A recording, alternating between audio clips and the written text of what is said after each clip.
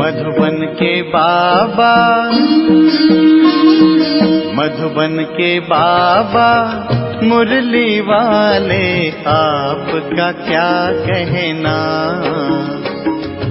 आपका क्या कहना। ओम शांति। आज 2 मार्च 2023 के साकार मधुर महावाक्य हैं। आज मीठे मीठे बाप दादा बोले, मीठे बच्चे, बाप के बने हो तो फर्स्ट नंबर लेने का पुरुषार्थ करो। मम्मा पापा को फॉलो करने से, पढ़ाई पर ध्यान देने से नंबर फर्स्ट आ जाएंगे। बाबा ने कहा, मीठे बच्चे, बाप के बने हो तो फर्स्ट नंबर लेने का पुरुषार्थ करो। मम्मा पापा को फॉलो करने से, पढ़ाई पर ध्यान देने से फर्स्ट नंबर आ जाएगा। बाबा ने आज प्रश्न पूछा कि मनमत पर किए हुए कर्मों की रिजल्ट और श्रीमत पर किए हुए कर्मों की रिजल्ट में अंतर क्या है। तो उत्तर में बाबा समझाते, जो अपनी मत पर कर्म करते हैं उन्हें आगे चलकर कर्म कूटने पड़ते, दुखी होते रहते हैं। मनमत अर्थात माया की मत से कोई देवाला मार देते, कोई बीमार पड़ जाते, कोई की अकाले मृत्यु हो जाती, ये सब है कर्म कूटना। श्रीमत पर तुम बच्चे ऐसे श्रेष्ठ कर्म करते हो जो आधा कल्प कोई भी कर्म कूटना नहीं पड़ेगा। मुरली का गीत है, तुम्हें पाके हमने जहां पा लिया है, जमी तो जमी आसमां पा लिया है। ओम शांति।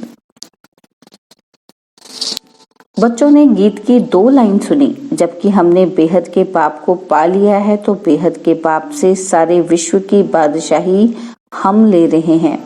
यह तो बिल्कुल साधारण बुद्धि से भी समझ सकते हैं कि भारत में जब देवी देवताओं का राज्य था तो और कोई धर्म नहीं था, लक्ष्मी नारायण का ही घराना था।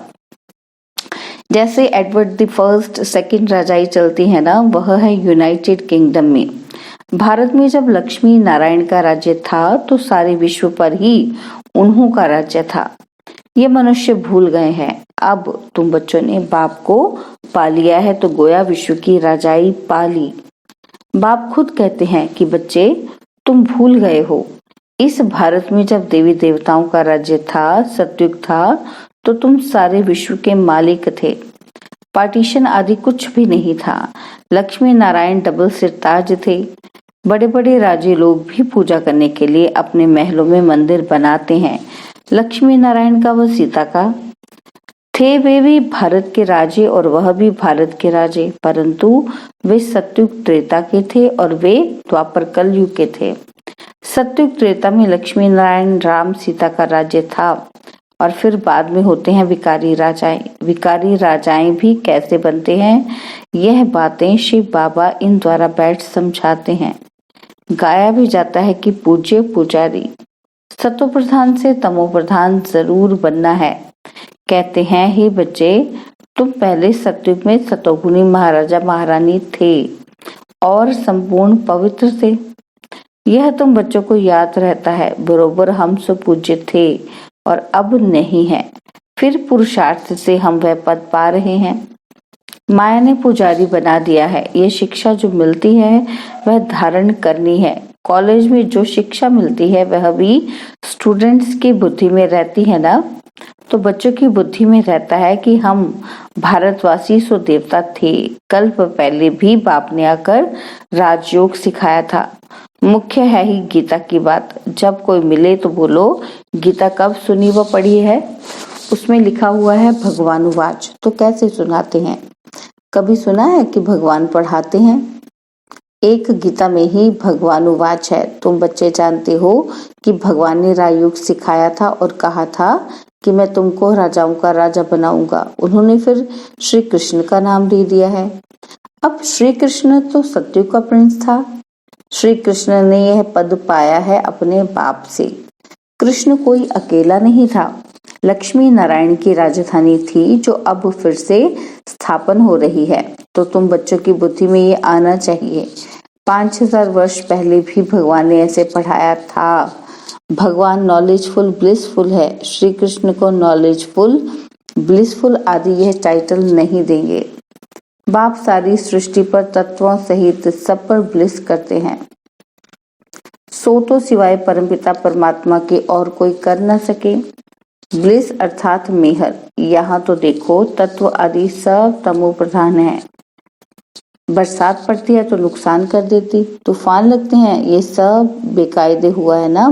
तो सत्युग में कोई भी बेकायदे बात होती नहीं। जो नुकसान आदि हो, है ना, तो बाबा कहते हैं ऐसी बात ही नहीं होती।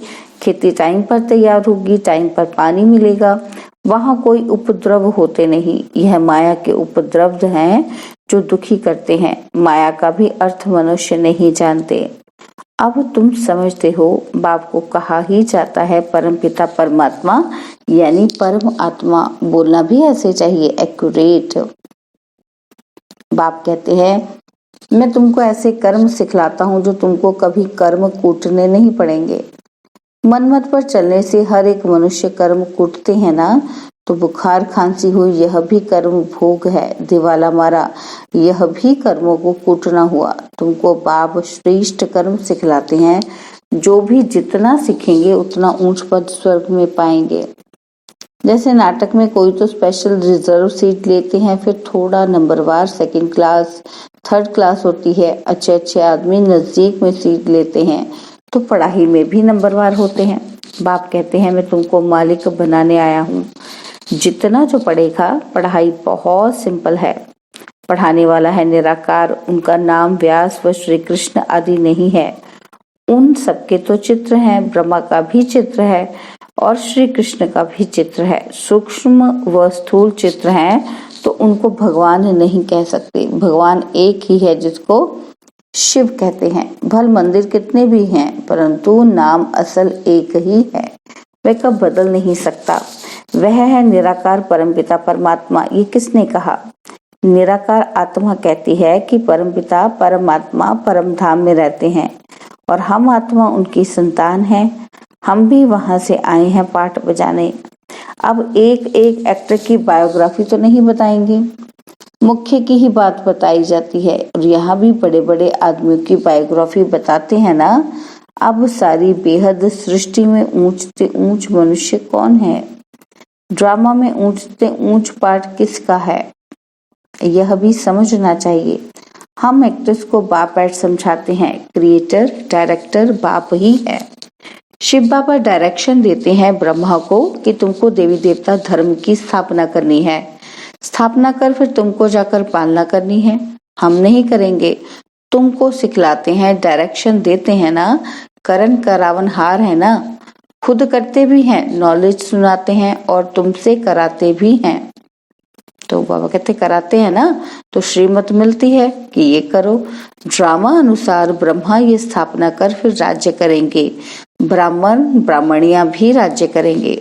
तो बाप समझाते हैं कि मैं निराकार एक हूँ और सब आकारी हैं। अब वह निराकार परमपिता परमात्मा आत्माओं को मत देते हैं। आत्मा इन कानों से सुनती है, मुख से बोलती है, तो सबसे मुख्य हुआ परमपिता परमात्मा। फिर ब्रह्मा विष्णु शंकर सूक्ष्म वतनवासी, फिर संगम युग पर हैं। जगदम्बा सरस्वती और जगत पिता ब्रह्मा, ये बड़े से बड़े हुए ना, इन द्वारा रचना होती है। तुम सब मिलकर भारत को स्वर्ग बनाते हो। पाप की मदद से तुम मनुष्य को देवता बनाते हो और सत्युग में होते हैं दैवी संप्रदाय। बाप कहते हैं कि हम तुमको ऐसे कर्म सिखलाते हैं जो कभी दुखी नहीं होंगे। अब सारा मदार है तुम्हारे पुरुषार्थ पर। चाहे बाप का बन फर्स्ट क्लास टिकट लो, सूर्यवंशी बनो, और चाहे चंद्रवंशी बनो। यह तो जानते हो कि तुम्हारे मम्मा बाबा सबसे जास्ती पुरुषार्थ करते हैं, सर्विस करते हैं। वह तो महारानी महाराजा बनेंगे, तुम उन्हों गद्दी पकड़ेंगे ना, या नापास हो जाएंगे। जगदम्बा का कितना नाम है, सरस्वती है ब्रह्मा की बेटी, तो दोनों का मंदिर अलग अलग कर दिया है। ब्रह्मा का भी अजमेर में बड़ा मंदिर है, वह है जगत पिता और वह जगत माता, जगत को रचने वाले। मुख्य धर्म है 4, फिर तो बहुत छोटे छोटे मठ आदि निकलते रहते हैं, आपस में लड़ते झगड़ते रहते हैं, क्योंकि पार्टीशन है बहुत, जहां तहां झगड़ा लगा पड़ा है। सत्युग में ऐसे नहीं होता।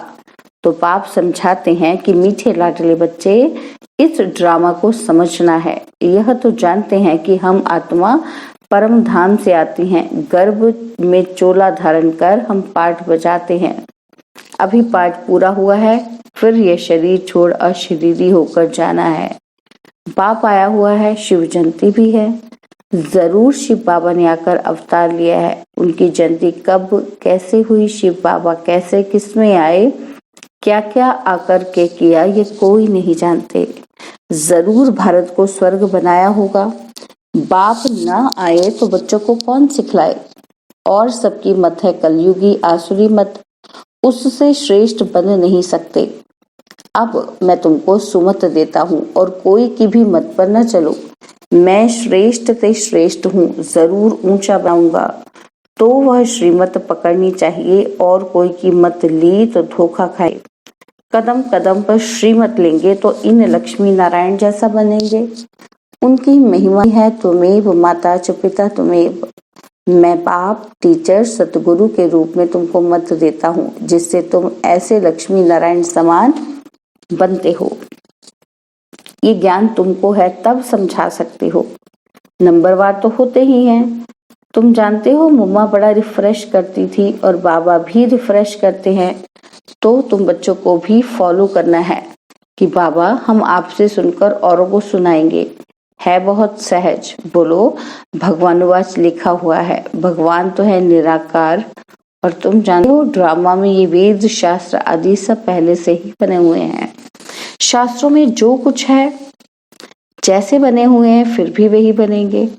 कितनी गुह्य बातें हैं, गुह्य ते गुह्य बातें सुनाते रहेंगे, जो बच्चे समझकर फिर समझा सके। व्यास तो लिखने वाला मनुष्य होगा ना, तो भगवान किसको कहा जाता है? वह तो सभी का बाप है, श्री कृष्ण नहीं। श्री कृष्ण की हिस्ट्री ज्योग्राफी को भी तुम बच्चे जानते हो। भगवान तो सृष्टि का रचयिता ठहरा। राजयोग भगवान ने सिखलाया, ना कि श्री कृष्ण ने। तुमको ये नशा रहना चाहिए कि हम ये राजयोग सीख भविष्य प्रिंस प्रिंसेस बनेंगे। बैरिस्ट्री पढ़ते हैं तो नशा रहता है, इम्तिहान पास कर जाकर कुर्सी पर बैठ बैरिस्टर बनेंगे। तुम जानते हो मरना तो सभी को है। अभी बाप कहते हैं मरने से पहले पुरुषार्थ करो। इस समय सिर्फ तुम्हारी प्रीत है मेरे साथ। कौरवों की विपरीत बुद्धि थी और पांडवों की प्रीत बुद्धि थी। तो प्रीत बुद्धि वालों की स्थापना और विपरीत बुद्धि वालों का विनाश हुआ। यह है पढ़ाई। पहले तो निश्चय चाहिए कि बाप हमको राजाओं का राजा बनाने पढ़ाते हैं। 5-5 हजार वर्ष के बाद तुमको पढ़ाने आता हूँ। ड्रामा में कोई भी चेंज नहीं हो सकती। बाबा कहते तुम जानते हो कि सत्य बोलने वाला एक ही बाप है। बाकी जो सभी मनुष्य मात्र ईश्वर के लिए रास्ता बताते हैं और उनकी रचना के लिए जो बोलते हैं सो तो सभी झूठ है। मनुष्य समझते भी हैं, परंतु अभी तक प्रभाव निकलने का समय नहीं है, तो देरी लगेगी। ट्रेन तो अपने टाइम पर पहुंचेगी ना। 8 के बदले 2 बजे तो नहीं पहुंचेगी। हम ये पुरुषार्थ करते करते समझाते हैं अभी जल्दी स्वर्ग में चले जाएं। परंतु बाबा स्टेशन मास्टर कहते हैं कि फ्लैग डाउन व सिग्नल नहीं है, अजुन देरी है। राजाई स्थापन हो जाए तब तो चलेंगे ना। बहुत बच्चे कहते हैं कि बाबा यहाँ रहकर हम तंग हो गए हैं। बाबा कहते हैं यह तो तुम्हारा नंबर 1 जन्म है, इसमें तुम्हें कभी तंग नहीं होना है। वंदे मातरम गाया हुआ है। तुमको भी योग बल से सारे विश्व को पावन बनाना है। अच्छा, मीठे मीठे सिकिलते रूहानी बच्चों प्रति माता पिता बाप दादा का याद प्यार और गुड मॉर्निंग। रूहानी बाप की रूहानी बच्चों को नमस्ते। हम रूहानी बच्चों की रूहानी बाप दादाजी को दिलवाजान सिखवा प्रेम से नमस्ते। ओम शांति। प्यारे बाबा, मीठे बाबा, मेरे बाबा, शुक्रिया बाबा, शुक्रिया बाबा, शुक्रिया बाबा। धारणा के लिए मुख्य सार है। पहला पॉइंट, इस विनाश काल में एक बाप से सच्ची प्रीत रखनी है। सदा इसी नशे में रहना है कि हम राजयोग सीख भविष्य प्रिंस प्रिंसेस बनेंगे। और सेकंड पॉइंट है, योग बल से सारे विश्व को पावन बनाने की सेवा करनी है। इस नंबर 1 जन्म से कभी भी तंग नहीं होना है। बाबा ने वरदान दिया, स्नेह और भावना के बंधन में भगवान को भी बांधने वाले गायन योग्य भव। स्नेह और भावना के बंधन में भगवान को भी बांधने वाले गायन योग्य भव। भक्ति मार्ग में गायन है कि गोपियों ने भगवान को भी बंधन में बांध दिया।